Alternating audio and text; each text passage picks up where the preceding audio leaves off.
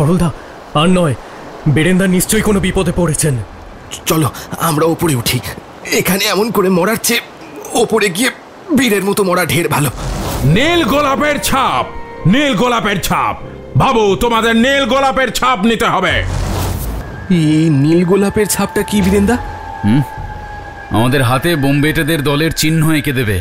এরপর আমরা যতদিন বাঁচব এই অপমানের ছবি আমাদের হাতের ওপর আঁকা থাকবে। কেন জানি না, আমার মনে হচ্ছে যেন ওই রহস্যময় অজানা দ্বীপের ভেতরে হাজার হাজার বিপদ আমাদের জন্য অপেক্ষা করে আছে। কতদিন পরে দেশের কথা শুনলাম, কতদিন পরে বাঙালিকে দেখলাম। আপনার কথা শুনে আপনাকে তো বাঙালি বলেই মনে হচ্ছে। হ্যাঁ, আমি বাঙালির মেয়ে। বাঙালির মেয়ে? এইখানে এই অজানা দ্বীপে, এই অসভ্যদের মাঝখানে? সে অনেক কথা, পরে বলবো। আপাতত শুনে রাখুন, আমি এই দ্বীপের রানী, আর আপনারা আমার বন্দী।